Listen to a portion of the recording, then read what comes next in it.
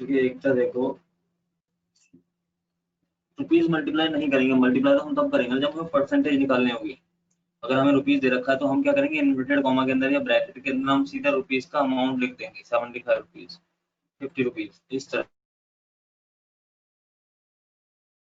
ठीक है, परसेंटेज हमें निकालनी थी इसलिए हमने उसके लिए कैलकुलेशन करा कि परसेंटेज कैसे निकाली जाएगी, इसलिए हमने उसको मल्टीप्लाई करा। लेकिन रुपीज तो हमें डायरेक्ट रुपीज दे रखे हैं, तो वहाँ पे हमें कुछ भी नहीं करना है, वहाँ पे सिंपल रुपीज डालने हैं आपको। ओके, जो आपके ब्रैकेट के अंदर आपने एक्सेल में या एचआरए में आपने ब्रैकेट के अंदर डाला ये ऑप्शंस। ठीक है, यानी कि बेसिक सैलरी मल्टीप्लाई हो जाएगी 30%, तो यहाँ पे आपको इस पूरे की जगह आपको सिर्फ यहाँ पे डालना 75 रुपीज। अगर आपकी पहली कंडीशन फुलफिल होती है, जैसे आपकी जो बेसिक सैलरी है वो 10,000 से बराबर है, 10,000 से कम है, तो यहाँ पे आप 75 रुपीज डालो, सिर्फ 75 रुपीज से ही काम चल जाएगा।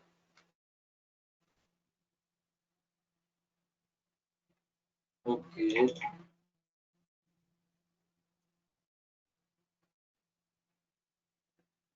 तन्मय आपने कर लिया था ये वाला सेगमेंट?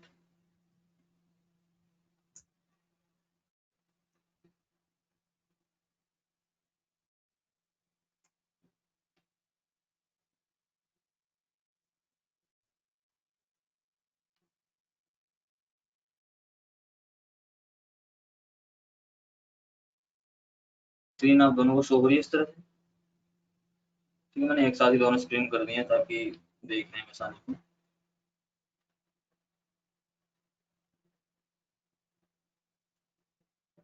हाँ, ठीक है। देखो, इनको कन्वीनियंस अलाउंस निकालना है, यानी कि इसकी सैलरी अगर 10,000 से कम है,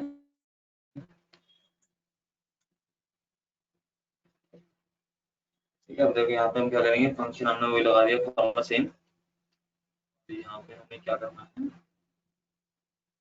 ये देखो, अगर हमारा जो बेसिक सैलरी का कॉलम F66 10,000 के बराबर है, 10,000 से कम है, तो यहाँ पे हमें क्या करना है, ये 30% कैलकुलेट नहीं करना है, यहाँ पे हमें देने इसको 50 रुपीज, तो यहाँ पे हमने 50 लिख दिया।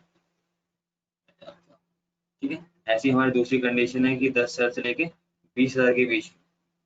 ठीक है, तो यहाँ पे हम 30 की जगह कर देंगे 20,000, इस तरह से। और इस ब्रैकेट के अंदर हम लिख देंगे कितने रुपए है, 75 रुपीज। और मोर देन,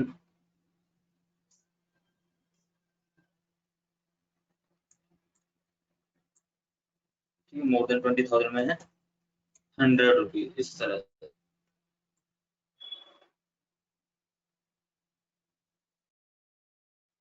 एक मिनट, एक minute, greater than and basic salary 20,000। एक मिनट, एक मिनट, इसको करते हैं।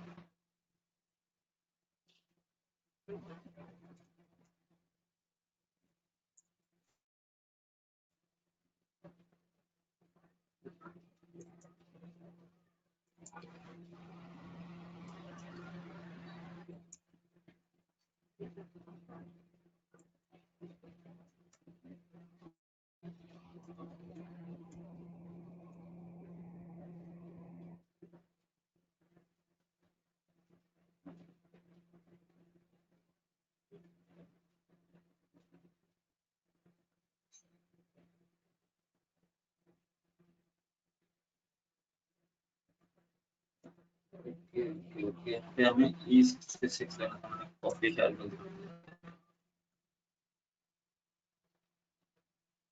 ठीक है, यहाँ पे हमें E66, ठीक है, ये देखो। ओके, आ गया देखता, ये देखो समझ में आया आपको? 10,000 से कम कर देते हैं हम, इसकी 9,000 रुपये कर देते हैं सैलरी, तो यहाँ पे आपको 50 रुपये हो जाएंगे।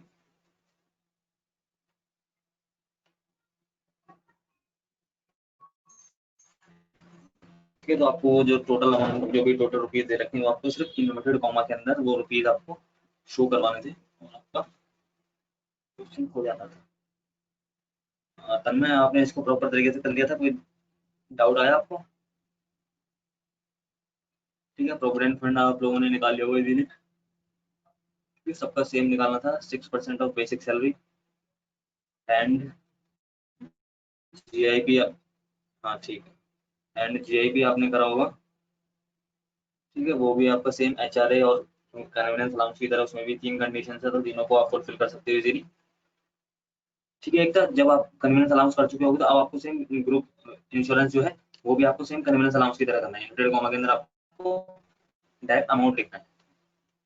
ठीक है, तो अगर आपसे कन्वीनियंस अलाउंस नहीं हुआ तो शायद से आपसे ये भी ना हुआ हो।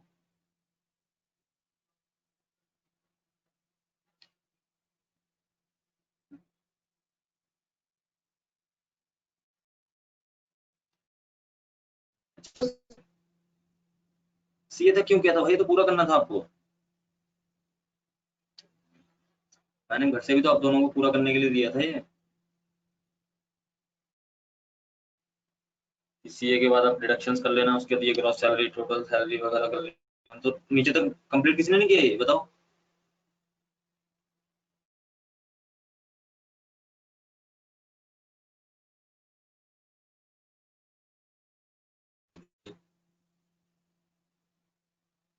बहुत बढ़िया भाई, क्यों नहीं किया, जब बोला था मैंने करने के लिए, फॉर्मूलाज आपको पता थे।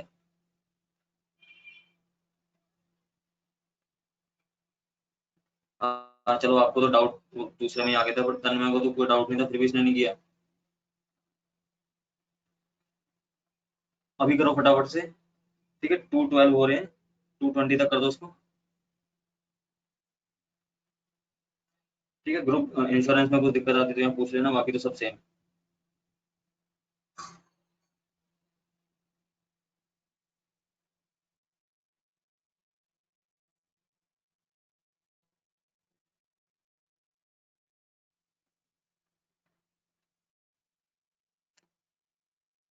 ठीक है, 212 हो रहे हैं, 220 तक से कर दो, 8 मिनट बहुत है अपने कैलकुलेशन के साथ, थोड़ी स्पीड दिखाया करो।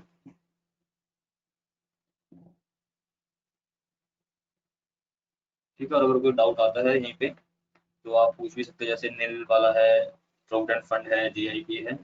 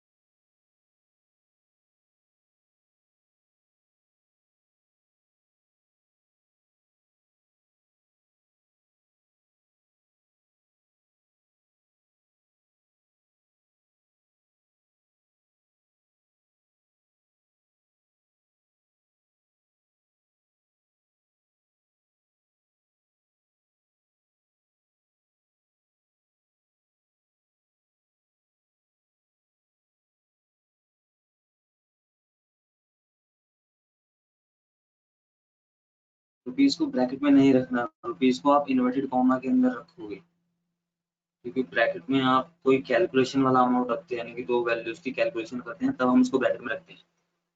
अगर बाय डिफॉल्ट उसको रखना है, नॉर्मल रखना है उसको, तो आप इन्वर्टेड कॉमा के अंदर रख सकते हो, कोई दिक्कत नहीं है।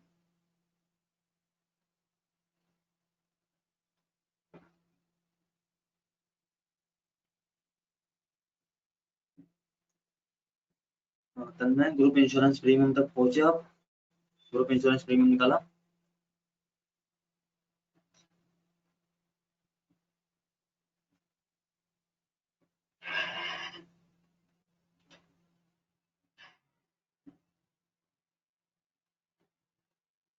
हाँ करो करो,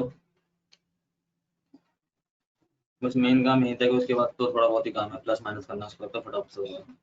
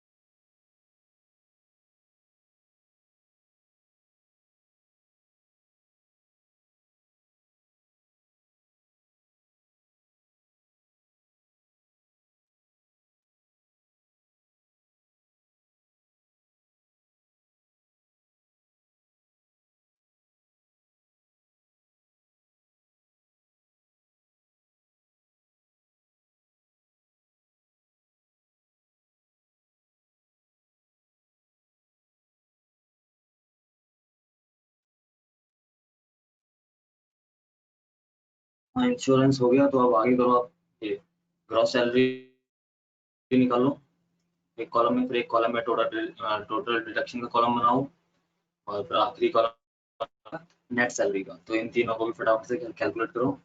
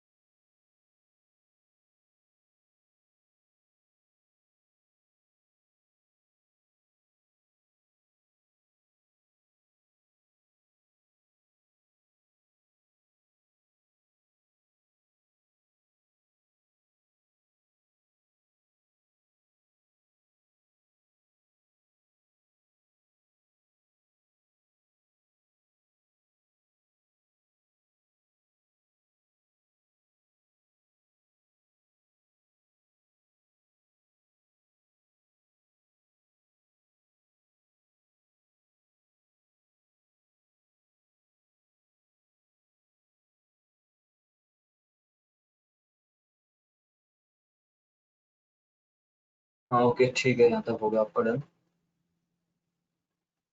ठीक है, ग्रॉस सैलरी में आपको वो सारी चीज़ें प्लस कर देनी थी बेसिक सैलरी के साथ जो आपको मिल रही है, जैसे बेसिक है, एचआरए, डीए, अटेंडेंस अलाउंस और एंटरटेनमेंट अलाउंस। एक कॉलम बनता है आपका टोटल डायरेक्शन का, इसमें आपको provident fund and group insurance, ये दोनों डायरेक्ट वाली चीज़ें, उन दोनों का प्लस अमाउंट आ जाता है। एंड देन एंड आखिर में आपकी लास्ट नेट सैलरी बनती है, जिसमें आपको क्या करना था, ग्रॉस सैलरी जो आपकी निकली है, जिसमें आपको सब कुछ मिल रहा है, उसमें से आपको वो चीज़ें माइनस करनी थी जो आपको नहीं मिल रही। सिंपल सी बात है, gross salary minus total direction, तो आपकी नेट सैलरी आ जाती है। ओके, यहाँ तक क्लियर है।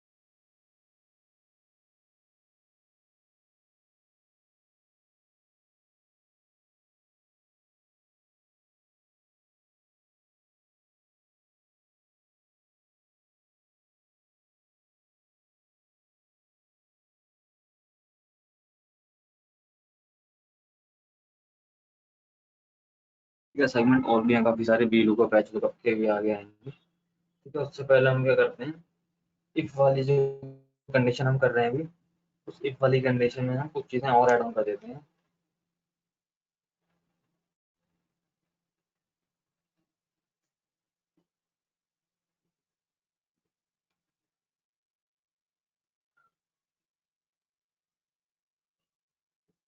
ठीक है, आज आपको एक और शीट बनाना सिखाता हूँ मैं यहाँ से। ठीक है, हेडिंग बना देंगे हम यहाँ से।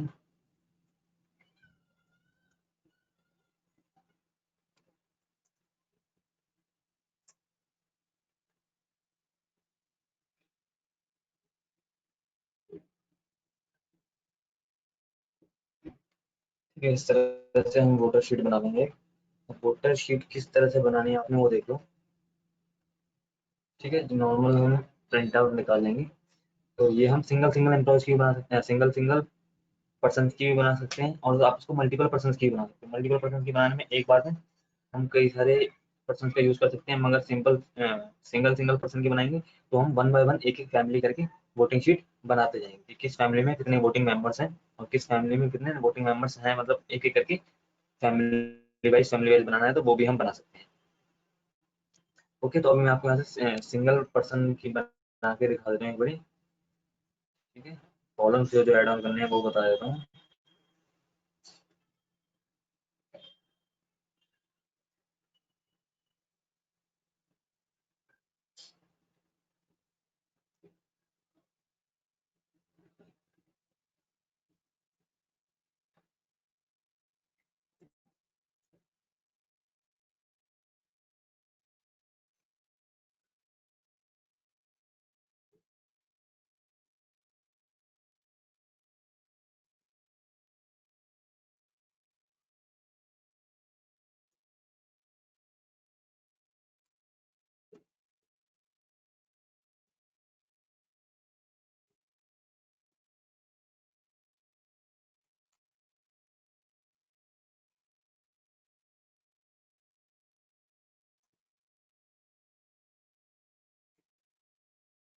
ठीक है, इस तरह से हम कॉलम्स को ऐड ऑन करते जाएंगे। जैसे serial number of family members हो गए, name of the head of the family. ठीक है, यहाँ पे जो फैमिली का हेड है उसका नाम आ जाएगा। ठीक है, एड्रेस आ जाएगा क्योंकि सबका एड्रेस सेम होगा तो एड्रेस आपका एक साथ आ जाएगा। मोबाइल नंबर आ जाएगा, जो हेड ऑफ द फैमिली का मोबाइल नंबर होगा वो आ जाएगा। एंड देन नीचे यहाँ से हम क्या करेंगे, ठीक है, उनके नाम लिखना शुरू करेंगे हम, किस किस व्यक्ति का क्या क्या नाम है। ओके, नेम, एज,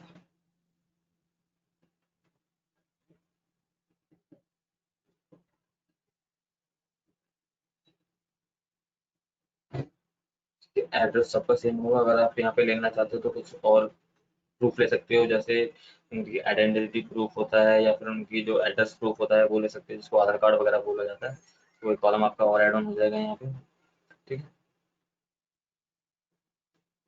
ठीक है। अदरवाइज यहाँ पे हम एक सेक्शन और देंगे यस एंड नो का, इस तरह से।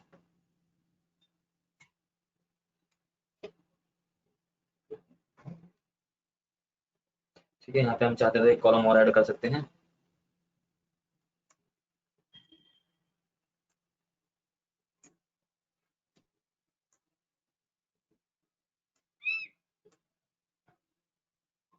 यहाँ पे एक कॉलम और ऐड कर देंगे हम, रिलेशन एज यस। ठीक है, इस तरह से।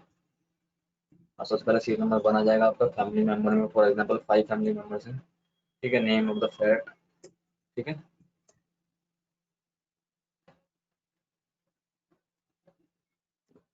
ठीक है। नेम ऑफ द हेड जो है राम शर्मा है। एड्रेस इनका इस तरह से है, जो भी एड्रेस है इनका।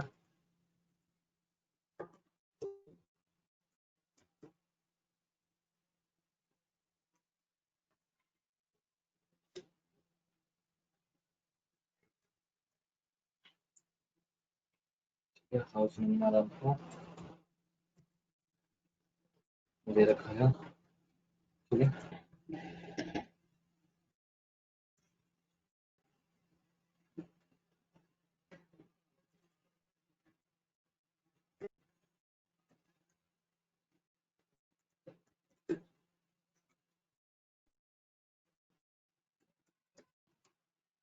इस तरह से। अब देखो इसको क्या करना है, इस एड्रेस को, जो हमारा इतना बड़ा एड्रेस आ रहा है पूरे कॉलम में, इसको अगर हमें एक ही कॉलम में मर्ज करना है तो हम यहाँ से क्या करेंगे, इस सेल को सेलेक्ट करके यहाँ पर रैप टेक्स्ट कर देंगे इस तरह से।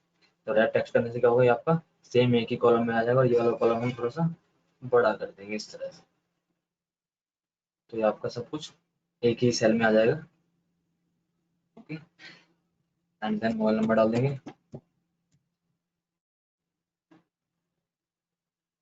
ठीक है, अब हम यहाँ पे इनके नाम लिखना शुरू करेंगे व्यक्तियों के, कि कौन कौन है इसमें। तो सबसे पहले तो ठीक है, ये कौन है,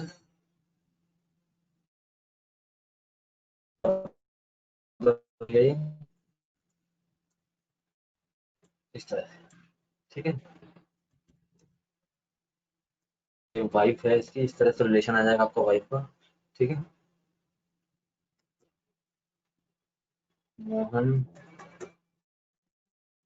सोहन एंड गीता, इसके हैं ये डॉटर है। ठीक है, तो इस तरह से हमारा एक फैमिली का जो है डेटा लगभग तैयार हो रहा है। यहाँ तक आप लोगों को समझ में आया कि हम क्या कर रहे हैं।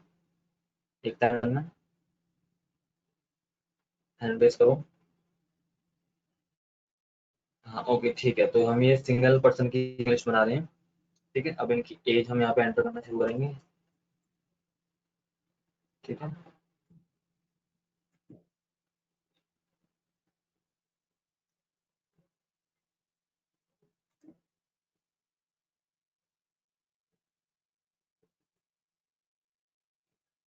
ठीक है। देखो इस तरह से हमने इनकी वोटिंग लिस्ट में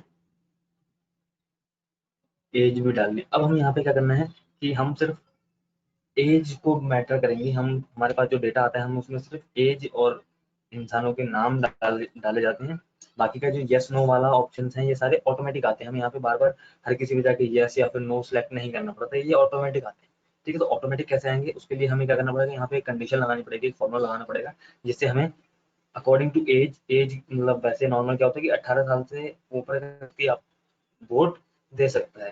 तो जैसे ही उसकी एज 18 या फिर 18 प्लस होती है तो यहाँ पे ऑटोमेटिक यस आ जाना चाहिए। ठीक है, इस तरह से भी कर सकते हैं आप। ठीक है, या फिर आप कर सकते हो कि अगर वो व्यक्ति 18 अबव है तो ही वो वोट कर सकता है, तभी उसका यस आए, अदरवाइज नो आ जाए। ठीक है, तो उसके लिए आपको क्या करना पड़ेगा, यहाँ से कंडीशन लगाएंगे हम इफ की। ठीक है, तो यहाँ पे आप सेम कंडीशन लगा दोगे इफ की कंडीशन जो आपने ऊपर लगाई थी सैलरी शीट में। ठीक है, इफ ब्रैकेट ओपन, एज को सिलेक्ट करेंगे, ऊपर हमने बेसिक सैलरी को सिलेक्ट करना है, यहाँ पे हम एज को सिलेक्ट करेंगे और लिखेंगे age is greater than 18 comma inverted comma yes, ठीक है। अगर आपकी एज 18 से ज्यादा है तो आपका यस आएगा, अदरवाइज नो आ जाएगा। इस तरह से ब्रैकेट बंद कर देंगे, ठीक है। यहाँ तक समझ में आया आपको? ये इफ वाली कंडीशन ही हम यूज कर रहे हैं, तो इस तरह की कंडीशन हम कहाँ कहाँ यूज कर सकते हैं, वो उसकी पॉसिबिलिटीज काफी है, ठीक है। कई बार होता है कि एक ही फॉर्मूला हम अलग अलग शीट्स में यूज कर सकते हैं, अलग अलग बहुत तरीके की शीटें बना सकते हैं। जैसे वोटिंग लिस्ट बन गई, और भी किसी तरह की शीट हो, तो जहाँ पे आपको कंडीशन आपको फुलफिल लगती हो कि यहाँ पे कौन कौन सी कंडीशन हमें दे रहा है, उस कंडीशन के अकॉर्डिंग हमें कौन सा फॉर्मूला लगाना है, तो वो आपको पता होना चाहिए कि कौन सा फॉर्मूला आपको कौन सी कंडीशन में लगाना है। तो यहाँ पे आपकी अगर वाली कंडीशन थी कि अगर उसकी एज इससे ज्यादा है, इससे कम है, तो यहाँ पे हम इफ वाली कंडीशन लगा देंगे। अगर हमें कैलकुलेट करने हैं अल्फाबेट्स को, जैसे हमने अटेंडेंस शीट में PLA को कैलकुलेट करना, तो वहाँ पे आपका फॉर्मूला काउंट इफ का फॉर्मूला लगता है, ठीक है। तो ऐसे काफी सारे फॉर्मूलाज हैं, जो मैं एक बार मैं काम करूंगा, एक या तो एक शीट में लिखे हुए हैं मैंने सारे, वो मैं शीट आपको धीरे धीरे करके दिखाता जाऊंगा, ठीक है। तो वहां से भी आप धीरे धीरे करके नोट डाउन कर सकते हैं। तो इस तरह से इसकी एज 55 है तो ये वोट दे सकता है, ठीक है। तो ऐसे हम क्या करेंगे, यहाँ से इसको कंट्रोल D करेंगे, तो देखो सब सारे व्यक्ति घर के वोट दे सकते हैं, लेकिन बस ये जो इसकी डॉटर है 17 ईयर्स ओल्ड, ये वोट नहीं दे सकती, ठीक है, क्योंकि ये 18 से अबव नहीं है, तो यहाँ पे ऑटोमेटिक नो आ जाएगा। तो ऐसे ही आप क्या करोगे, सेम पूरे डेटा को यहाँ से, इसका जो कॉलम है फर्स्ट वाला, इसको कॉपी करो, सॉरी, ठीक है। इसका जो कॉलम है यहाँ से, इसको पूरा कॉपी करोगे एंड देन नीचे यहाँ पे पेस्ट कर दोगे, ठीक है। अब यहाँ पे क्या आ जाएगा, ये सीरियल नंबर 2 हो जाएगा, फैमिली मेंबर में आपके फैमिली मेंबर जितने भी कम या ज्यादा होंगे वो हो जाएंगे। Name of the name of head of, ठीक है, इसका नाम बढ़ जाएगा इस तरह से, ठीक है। एड्रेस, इनका जो एड्रेस है वो चेंज हो जाएगा, ठीक है। मोबाइल नंबर है वो चेंज हो जाएगा, और यहाँ पे इन सब व्यक्तियों की, तो ये पहला कॉलम है आपका, ये सबका सेम हो जाएगा। इस तरह से ये डेटा आपका कंटिन्यूस चलता रहेगा, ओके, ठीक है। यहाँ पे इसके व्यक्ति का श्याम,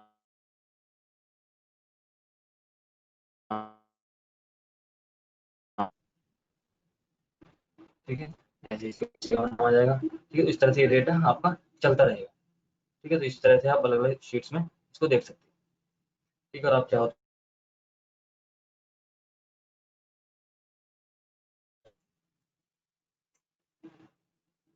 इस तरह से, ठीक है, कंट्रोल B के साथ आप इसको बोल्ड भी कर सकते हो, तो मेन मेन हेडिंग्स है, ठीक है। इसको बोल्ड करना चाहते हो आप, इसको बोल्ड कर सकते हो पूरा कॉलम को,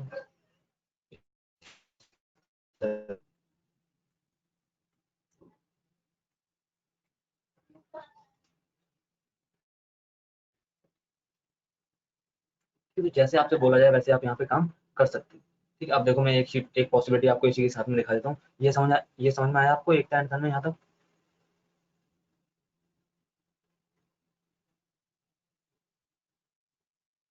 एड्रेस का बॉक्स बड़ा नहीं हुआ है, वो हमने पता है क्या करा है, ये देखो, इस वाले कॉलम पे जब आप क्लिक करोगे, तो देखो यहाँ पे होम मेन्यू पे आप देखो,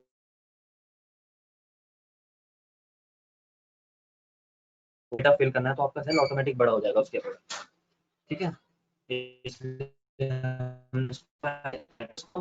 पहले अब वो एक लाइन में बन जाएगा, बॉक्स में मल्टीपल लाइंस में बन जाएगा, पहले वो एक ही लाइन में बन रहा था, इसलिए वो बड़ी लाइन बन रही थी। लेकिन हम उसको रैप टेक्स्ट करके, रैप टेक्स्ट से क्या होता है, उसी छोटे सेल में आपका टेक्स्ट आ जाएगा, कोई भी बड़ा टेक्स्ट होगा वो आ जाएगा, ठीक है। ये हम मर्ज सेंटर एंड रैप टेक्स्ट पहले भी कर चुके हैं, तो इन चीजों का यूज करो आप,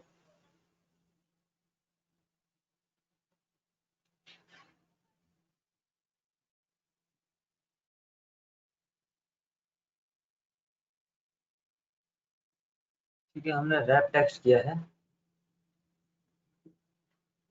एड्रेस वाले कॉलम में,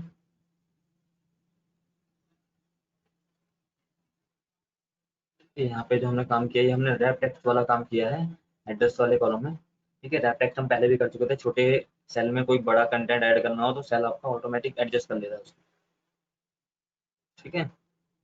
तो ये कंटेंट हम पहले भी कर चुके हैं। एक्सेल में आप चीज़ों को जितना यूज करते रहोगे उतना आपका बेनिफिट रहेगा।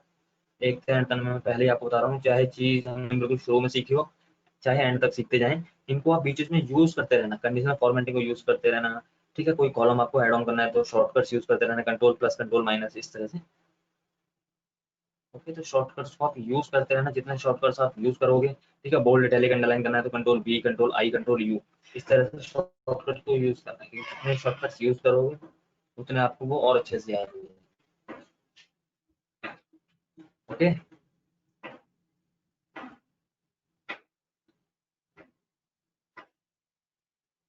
ठीक है, मुझे यहाँ तक बताओ आप लोग, ये जो वोटिंग लिस्ट है ये आपको बनानी आई, समझ में आया यहाँ तक वोटिंग लिस्ट हमने किस तरह से बनाई है?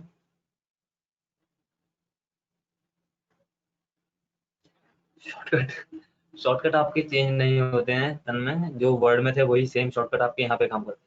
कंट्रोल बी से आपका बोल्ड होता है, कंट्रोल आई से आपका टेक्स्ट इटैलिक होता है, और कंट्रोल यू से आपका टेक्स्ट अंडरलाइन में आता है। ओके, तो शॉर्टकट्स आपके लगभग सेम ही हैं दोनों के, एमएस वर्ड के और एमएस एक्सेल के, इनमें कोई ज़्यादा डिफरेंस नहीं है। ठीक है, क्योंकि दोनों ही माइक्रोसॉफ्ट के सॉफ्टवेयर हैं, इसलिए शॉर्टकट्स भी इनके सेम। ठीक है, कॉलम आपको प्लस माइनस, कॉलम आपको ऐड या फिर डिलीट करना है तो आप कंट्रोल प्लस या फिर कंट्रोल माइनस का यूज कर सकते हो। ठीक है,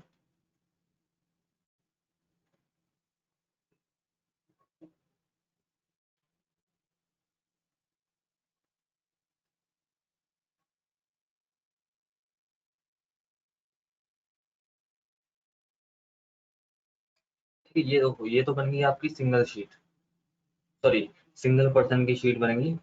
ठीक है, अगर आपको मल्टीपल पर्सन की शीट बनानी तो वो कैसे बनाओ? ठीक है, उसके लिए आपको एक, जैसे हम अटेंडेंस शीट वगैरह बने, अटेंडेंस शीट भी हम इस तरह से बनाते हैं बच्चे की या पर स्टूडेंट की, हम अलग अलग तरीके से बना सकते हैं। ठीक है, सेम इसी तरीके से। ठीक है, तो जैसे हमने अटेंडेंस शीट सबकी मिक्स बनाई तो वैसे हम वोटर शीट भी सबकी मिक्स बना सकते हैं। ठीक है, कैसे देखो, सीरियल नंबर लिख देंगे यहाँ पे, नेम लिख देंगे यहाँ पे, इनका मोबाइल नंबर लिख देंगे, और यहाँ पे इनका एड्रेस लिख देंगे, एंड देन और क्या लिखना है, और कुछ लिखना है, यहाँ पे सीधा एज लिख देंगे, और यहाँ पे यस नो लिख देंगे, बस इतना करना है। यहाँ से आप सीरियल नंबर लेके चलोगे, ठीक है, यहाँ से राम आ जाएगा, यहाँ से श्याम आ जाएगा। ठीक है, इनके मोबाइल नंबर आ जाएंगे।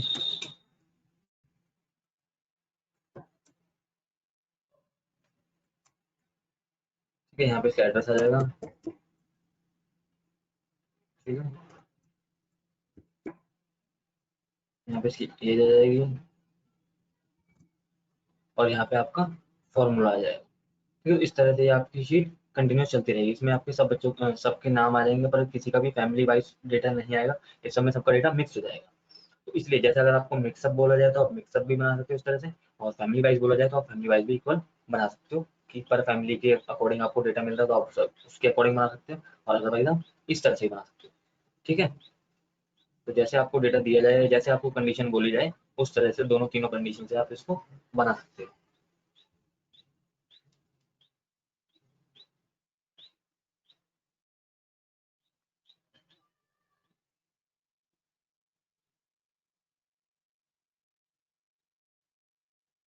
ठीक है, फटाफट से इसकी प्रैक्टिस कर लो अभी। वैसे इसमें कोई डाउट है नहीं, सिंपल हमने एक फॉर्मूला लगाया है, तो ये तो आपको इजीली समझ में आ जाएगा, तो करके देख लो फिर भी।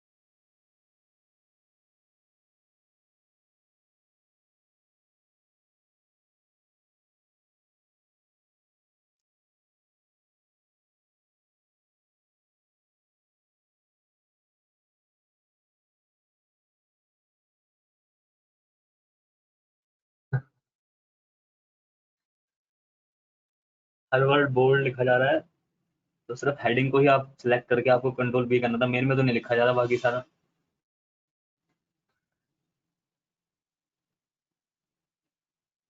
यही करवाए हैं, अभी कुछ कुछ करवाए हैं जो हम कर चुके हैं, जैसे पहला दूसरा कर चुके थे, ठीक है, 6 7 8 कर चुके हैं।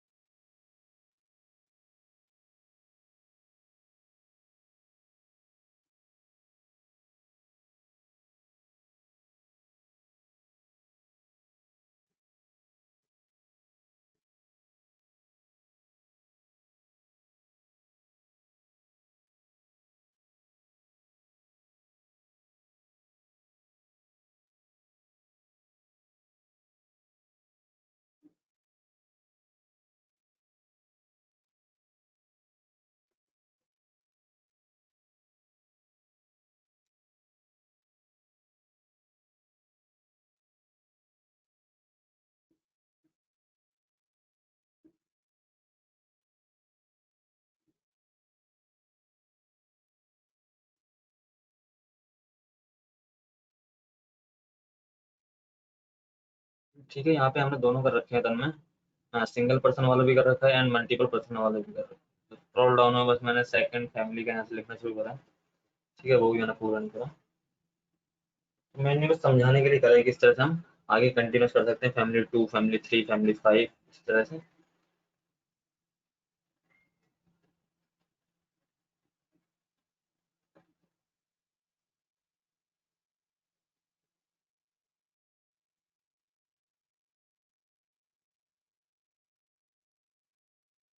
ठीक है, हो जाएगा, इसमें ज़्यादा कंडीशन भी नहीं लगानी आप लोगों ने, ठीक है। और एक तो आप भी इसकी प्रैक्टिस कर लेना, ठीक है, जब भी समय मिलता है आपको।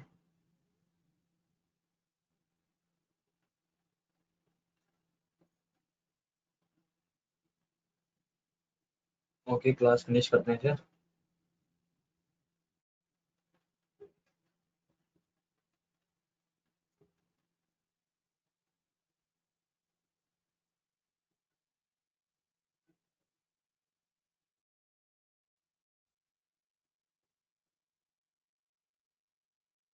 हाँ ठीक है, अब टाइम का इशू नहीं है आपका, अच्छी बात है। 2 6 7 असाइनमेंट बता दो, अब वो कैसे बताए जाएंगे एकता?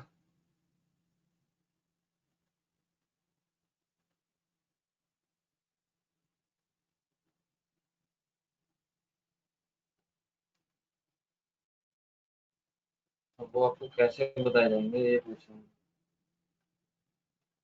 क्योंकि आपने वो क्लासें मिस करी थी।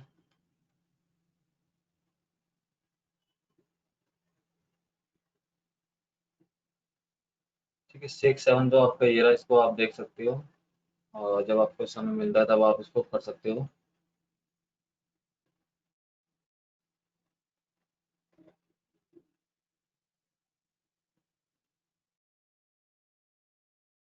ठीक है, 6 7 आपका यहाँ पे है।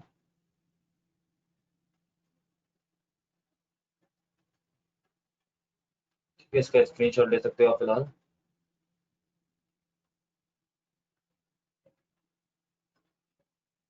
ठीक है,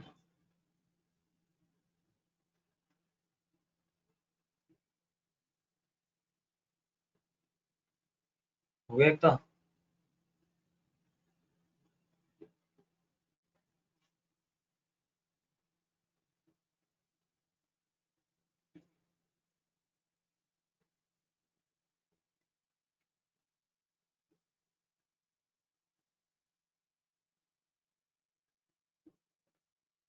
एकता हो गया यहाँ तक। इसका आप स्क्रीनशॉट ले सकते हो, आप करते रहना बाद में।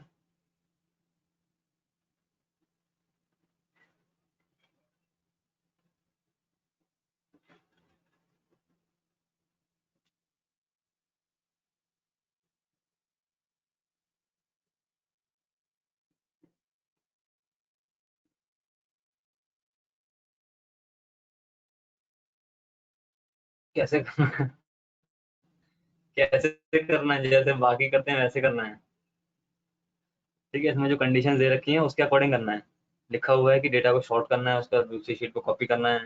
ठीक है, सामान्य में लिखा हुआ है कि उन स्टूडेंट्स को हाईलाइट करना है जिनका स्कोर सिलेक्टेड अमाउंट से ज़्यादा है। तो वो आपको पता होगा हाईलाइट कैसे करते हैं। कंडीशनल फॉर्मेटिंग आपने पता है आपको किस तरह से यूज़ करते हैं। ठीक है, तो उन्हीं चीज़ों को यूज़ करना है। ठीक है, वो वही असाइनमेंट देता हूँ मैं आपको, जो चीज़ें मैं करवा चुका हूँ। ओके, तो पहले मैं कंटेंट करवाता हूँ, उसके बाद मैं आपको असाइनमेंट देता हूँ उससे रिलेटेड। हाँ ओके, ठीक है, क्लास फिनिश करते हैं।